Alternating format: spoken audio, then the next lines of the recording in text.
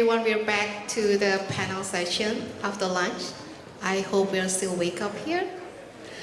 So we have 4 speakers here, and we will talk about a very interesting topic about the LPs increasingly entering the GPs arena. So maybe we'll just start and ask questions. So you're from Adam Street Partners, and do you see like more challenge to the traditional LP and GP relationship because LPs are entering into GP arenas now? Sure. So Adam Street, we are both LPs and GPs. Being an LP, we invest in funds, and we also have co-investment, which is probably what your topic is about, and also direct investing for later stage venture in the US. So increasingly, I think LPs are also looking, and broadly the way we look at it is you invest in funds and you invest in companies. And you can invest in companies either through co-investments with the fund managers, kind of working alongside with them. That might create some challenges, but there are also increasingly LPs who are also kind of competing with GPs into some of the deals, and that, to your point, gets a little bit more tricky. What do you mean, like more tricky? Yeah, so, well, generally GPs want as little competition as possible, and because LPs do get certain privileged information sometimes from GPs being on the advisory board, etc., kind of getting a look at the deal pipelines, and if an LP is also doing investing directly into those companies, they might approach the company before directly in competition with the GP. Just to clarify, this is something that Adam Street doesn't do. If we invest in companies, it will be largely co-investing alongside the GP, or we provide debt financing for the GP's acquisition. But do you see that this competition that increase impact into the strategy, like Saivo, how about Quack? I think for us it's more, the thinking is around the ecosystem. We don't see ourselves directly in competition with the GP, and the reason for that is because we do, as a pension fund, we mainly invest in funds, and the direct investment component is a smaller subset of what we do, and it serves us for the longer period of time to work with the GPs so that there's a continuation of the opportunities moving forward for a longer period of time, as compared to literally, killing them all and winning everything. So maybe I'll just add on. I think, so at Schroders we work a lot with LPs who are looking to increase their exposure to private assets or private equity. And there are 2 types of LPs. We see new LPs who are coming into private equity for the first time. They're adding that to their portfolios, and so generally do pursue that via funds. And then we also see LPs becoming increasingly sophisticated, and so they might have started out investing in funds at first, but who now are going into co-investments or doing direct deals on their own. And I think it really very much is a combination of the resources and the skill sets that they have, and the governance structure that they've built out. So in many cases, you start investing with the GPs and funds, and then you say, okay, I'm going to get into co-investments. But in order to do that, you need the right people to look at these co-investments. You need the right governance structure, because co-investments can be a pretty short and quick turnaround time. So if you want to maintain your relationship with the GPs, so it's all those factors that come into play.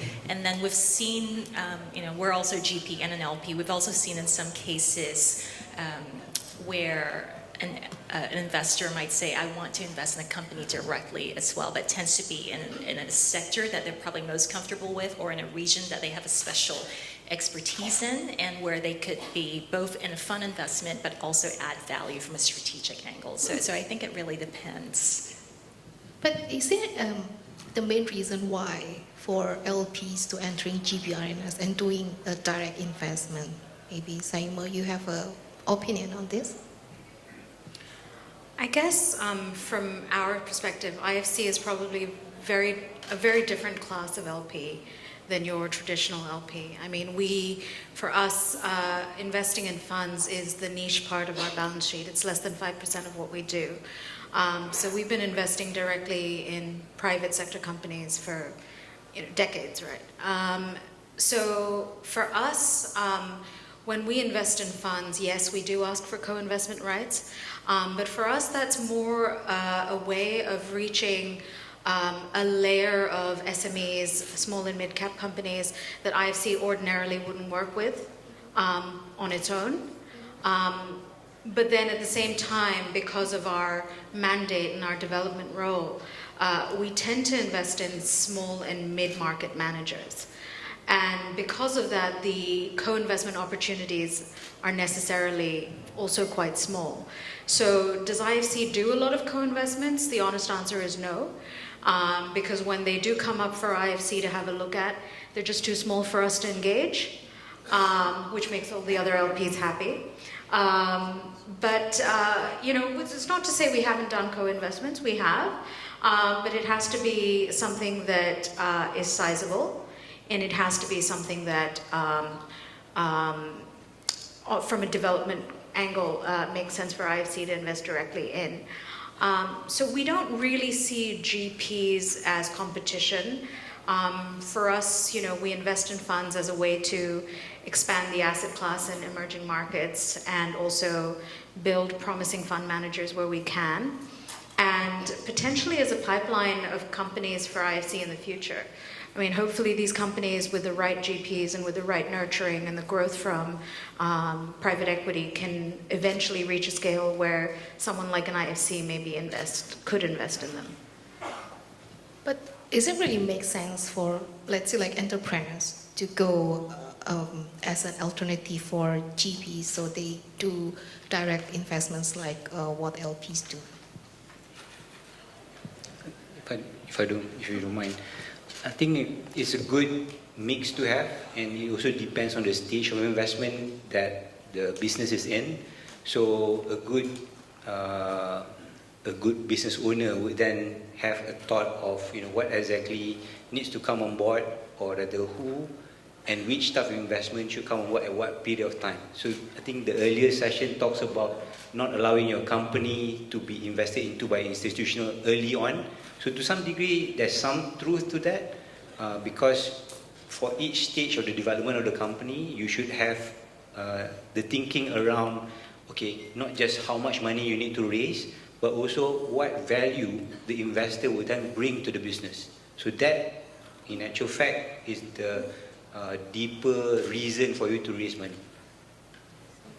Actually, if I could add to that, I think there are different reasons why certain players who traditionally have been LPs are also investing directly into companies, because increasingly you're seeing very good companies that doesn't require a lot of heavy lifting, but they're good businesses, a strong cash flow, and especially for an LP that's like a sovereign wealth fund without a fixed time life, right?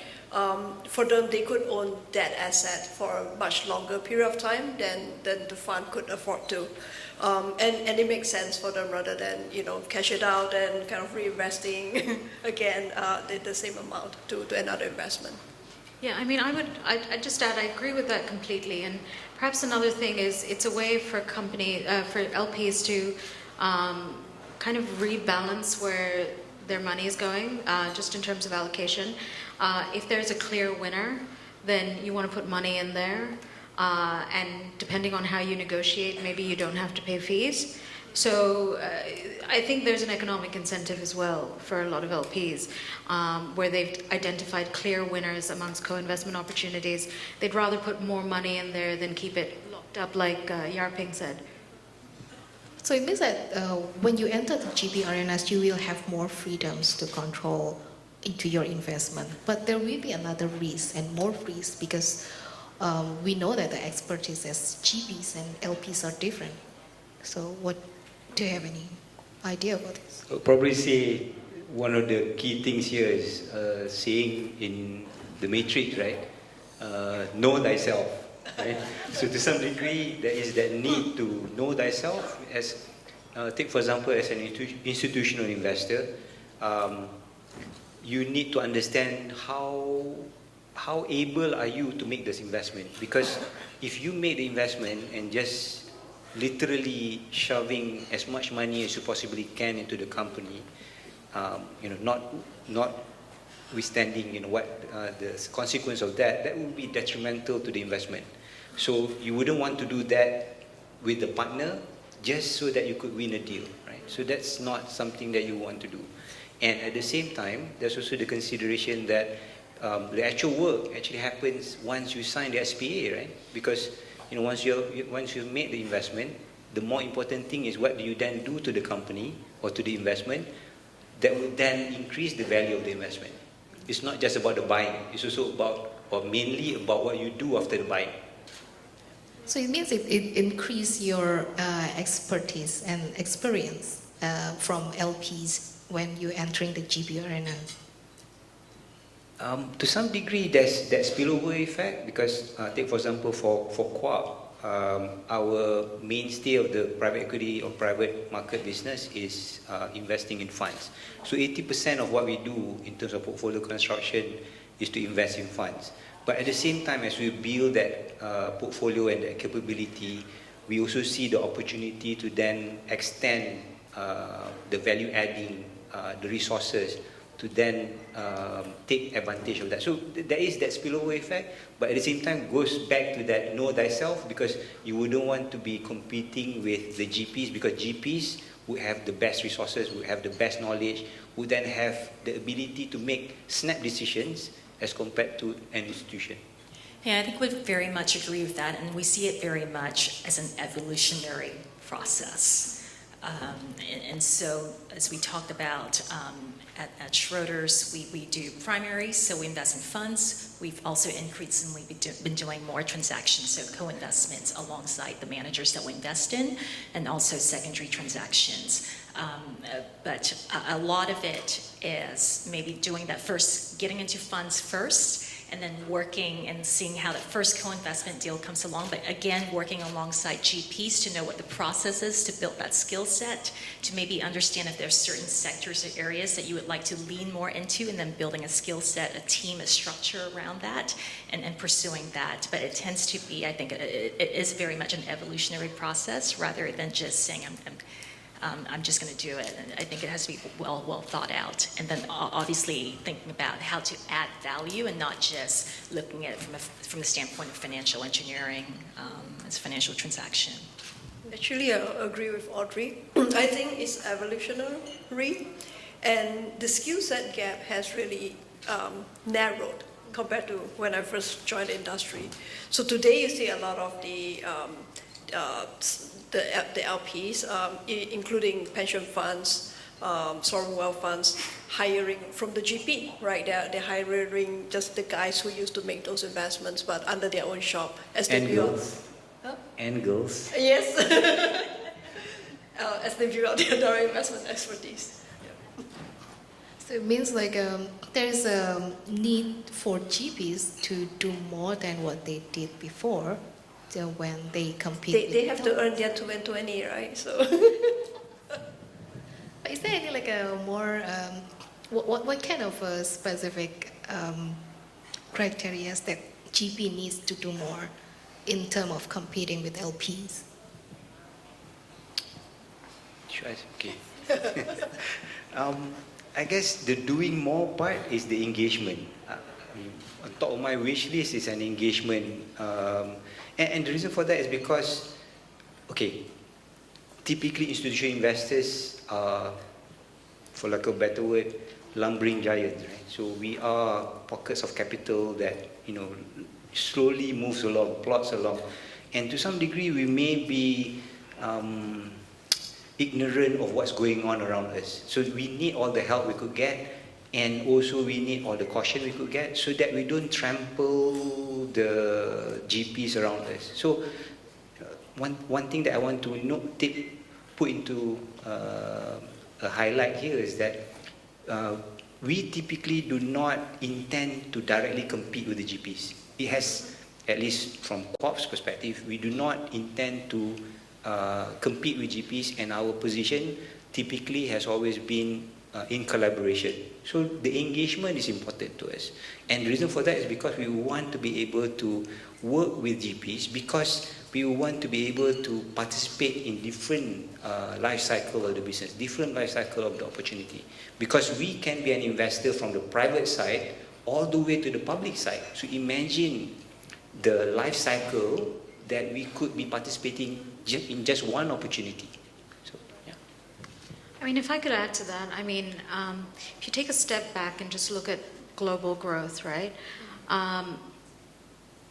The wave that we all experienced of growth, you know, driven by China, we're not going to see that anymore going forward.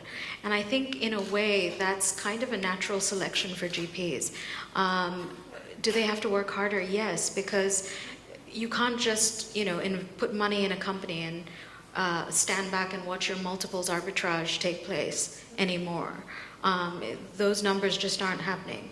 So you see a weeding out of good GPs versus bad GPs because yes, sometimes it's easy to raise money. There's certainly a lot of LP money out there who are more and more interested in Asia and putting money here. But will they be around for a second fund? That all depends on how well you do, right? If you're not getting your DPI up, it doesn't matter what your paper valuations say, right? So I think this is what's been happening, and the good GPs are paying attention to that. They're thinking very long term, and that's where they're adding value, right? They're not depending on just a low entry to. I mean, they don't see that as a guarantee for a good exit anymore. And I think that goes back to what we're all saying and what we've heard today. We're late cycle, things are topish. Valuations are not just high in the US, but they're also increasing here in Asia. So it's just much more about the capital that you can provide, but what else, you know, can you source better deals? Can you source differentiated deals? Can you know, what happens after you sign that deal on? It's about adding value. It's about bringing in bolt-on acquisitions that make sense. It's about realigning values of those companies that you're investing in to maybe more sustainable goals and you know, any ESG perspectives that you might bring on, and then how do you then exit, or do you hold it on for a longer period of time if there continues to be value in there? So I think it just goes beyond just providing the capital, and then it's also making sure that you have an ecosystem of investors. So this is where you might bring on a strategic investor or an LP who might have a strategic angle to add a differentiated perspective to that investment. So I think, again, it's growing, it's that value creation perspective and that added special sauce that needs to differentiate GPs in today's environment. But if we move to a co-investment scheme, like how do you see the scheme in Asia Pacific so far? Like LPs investing through the co-investment? Yeah, definitely. LPs are increasingly wanting to do more co-investments. I think that is the same around the world. I think this is where and kind of GPs have to, and GPs are also raising larger funds, so they have to figure out how to also allocate co-investment amount to LPs, given their dry powder. Yeah, I'll just add to that. Strong GPs who have, you know, a demonstrated track record and who can pick and choose who their LPs are, they are increasingly, let's say, more selective in what rights they give away in their side letters, right? So back in the day, it was fairly simple to get co-investment rights or MFN, you know, multiple other side letters and get co-investment rights. The stronger GPs these days will just say no. We're not going to give away co-investment rights. We'll bring you in if there's a need and if there's value. Because sometimes value doesn't come from co-investing LPs. It could be a strategic, you know, company outside of your investor base. So really strong GPs are able to do that. Yeah, and our starting point is actually always to invest with the best GPs. It shouldn't matter whether or not they provide you with fee discount or with co-investment rights. Invest with the GPs that you have the highest conviction in.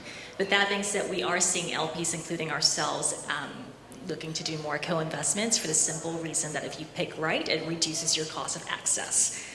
But the operative word here is to pick the right assets, which means in more cases than others, we prefer to do a pre-close co-underwriting alongside the GPs rather than do a post-close syndicated type investment. So we need to know the asset, we need to do the diligence alongside the asset. But with that, it's not easy for everyone to do because you need the right governance structure. You don't have a year to do these co-investments. Sometimes it's a matter of weeks. So you need to be able to execute it quickly, deal with broken deal costs if those come about. But if you do it right, it allows you to shape your portfolio. If you want to lean into a specific sector, and you can do it via co-investments, and you can do it quicker and get money working quicker as well. So there is a role for co-investments, but it does need to be executed right and tactically, given that we are also, again, in a higher valuation environment. So you need to be aware of valuations. So rather than doing everything that comes around, I think being very selective with it. But this co-investment is actually like alternative for LPs to create more return of investment. To some degree, yes. There is that sort of kicker in terms of the returns because you typically get lower carry, lower fee. But at the same time, it's not just that. It's also the ability to directly expose yourself to the asset. So that's the opportunity to understand the asset better, to literally interact with the asset. So that's that added benefit of getting that co-invest. And it also depends on what stage of development of the LP, literally, because some LPs may decide to have the co-investment, but not having sort of the right resources at the back of them to literally take advantage of the co-invest. So to us, I think that's not something that we want to do. As Corp, we want to be able to go into something and be able to benefit. At the same time, again, goes back to the adding value. We don't want to be a sort of a third wheel, so to speak, just weighing other people down. So that's not something that we want to do. Is there like any calculation in the historical calculation in the big difference between investing through GPs and LPs doing direct investment as well as co-investments? So I'll chime in there. According to my former employer, I have worked 12 years, almost 12 years at Cambridge Associates, and I'll just cite this because this was work that they had done. The average gross net spread in U.S. private equity, because this is where the longest history of data can be found, it has been about 725 basis points. And so if you do it right, the gross net spread can be pretty attractive, but this is on average. So even a little bit of exposure to co-investments if done correctly can actually help reduce that cost of access, but again, I think the key word here is an implementation. I think from my own experience is that at the end it really depends on your asset selection, right? So though you do benefit from the lower fee and carry, we always do the analysis. These 3 co-investments that you do with this fund versus just investing in that fund, right? And what is the differences? At the end, it depends on what your selection is. And generally, deals get larger in a more toppish market, and that's when there's more need for co-investment. So there's some, you could say, market cycles and adverse selection as well. So all this have to be considered together. I want to also add a little bit on the co-investment. On top of being able to get exposure to the asset, I think one of the key opportunity or key benefits for LPs specifically when doing co-investment is you get to see the GPs in action. You get to be able to peel off the layers of thinking around, when they select the asset, for example, whether they're selecting it right, whether the right people are making the right decisions, how do you then plan out sort of the whole life cycle of the business. So to us, it's also an opportunity to really understand the GP in action, and sometimes you don't get that because when you are just looking at the fund, you don't get that opportunity. So this is an opportunity to really see the guys or the girls literally in action. You know, when you have that compressed schedule, 4 to 6 weeks to turn around Coinvest, you know, that's when you see whether they actually can make the cut or not. But in terms of sectors, is there any under-invested sector for LPs to enter? For us, for Quad, I think there's no specific sector, so we are sector agnostic. But having said that, is an open-ended question, so I should probably limit that. So we typically gravitate towards the more inflation-proof sectors for us, and to some degree, because we don't do a great many co-investments. These sectors will then allow us the most opportunity because it's the most widely known and widely spread opportunities around. Yeah, I think for us at Schroders, as we think about co-investments, it tends not to be sector-driven, though we spend a lot of time in healthcare, consumer tech. But what we tend to focus on is this co-investment in the GP sweet spot? So is this deal in line with what the GP's past experience and expertise is in? So if this GP has historically invested in healthcare but is now looking at an aerospace company, then maybe not, right? So we want to make sure that there's experience, there's alignment, and there's something that we can make sure is in the GP sweet spot and what they have experience in doing. Yeah, for IFC, we're fairly sector agnostic. But like I said earlier, we do a lot of direct ourselves. That's mainly what we do. Fund investing is a very small part of what we do. But just in general, we tend to invest in growth and venture capital managers and funds.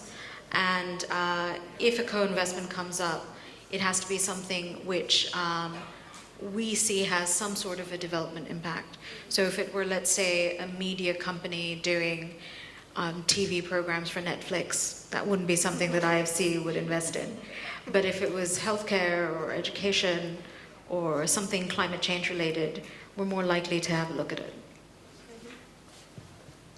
Same here, sector agnostic. It depends a lot on the deal dynamics, right? So if we're looking at, say, high growth sector, good gross margins, cash flow, that might steer you towards certain sectors, inflation-proof, resiliency, and things like that. Having said that, like, would you stay away from cyclical? It might not be, depends on the valuation as well. So at the end, it has to be a good deal with a GP who knows the sector well. So what will be the future of LPs look like in your view? Because we see like a more competition in the market. So do you see that it will still continue in the future? And like what kind of? The guy again? Okay. I really think that it's a matter of time. So it's more of a progression of things. So literally LPs and also GPs are undergoing evolution and revolution all the time. So in essence, there are changes, but if you can see things, they are more like progression from one phase to another. And this progression is then driven by what resources do you have access to, or you build internally, or you then acquire, right? So it literally is driven by the resources, and ultimately it will then result, I would imagine, there's the need to collaborate anyway. So there's that need to literally define boundaries between LPs, what do we want to be, and ultimately what do we then work with the GPs with, because you can't literally address all the problems of the world, right? Because in the private markets, how you create value is to address the problems of the world, right? So you can't address the problems of the world. So like it or not, there is that need or move towards understanding each other and finding a place in that ecosystem. That's where I think LPs will then become. Yeah, I think the fabric of an LP is just going to get more and more interesting. I think it's a lot about that, improving the ecosystem. It's about, I think within PE, this is an interesting space to actually work with a company to, whether it's to improve operations, to realign values, to realign values of the company with what the LPs truly believe in. A lot of our LPs are endowments and foundations, charitable organizations, pension funds. I think this is a great way to effect change. Obviously, you also see a lot of AI and technology and data science being driven into LPs' decision making as well. And I think you'll see the LP base also move and broaden. We hear a lot about democratization of private equity. We've seen that through Azalea with the Temasek bonds. Also see the LP not just be, LPs not only comprising of institutional investors, but also broadening that out to the broader market. Yeah, I agree with all of that. And, I think private equity in Asia is still relatively young, globally speaking, even younger in Southeast Asia. So the market is definitely evolving. We're still in relatively early stage. You're getting more and more LPs every day. Family offices are a relatively new phenomenon in this region. About time, I'd say. So you're definitely going to see, in terms of the future of LPs, you're going to see more people coming to market. The second thing is, I think you're going to see a constant evolution of the LPGP contract. We've been in the 2 and 20 era for quite a long time now, but everyone is trying to work out different ways of doing things. So I think we're going to continue seeing that evolve. And then the last thing I'd say is I'm quite excited to see a secondaries market evolve in Asia. So we're beginning to see that, and I think you're going to see a lot more of that.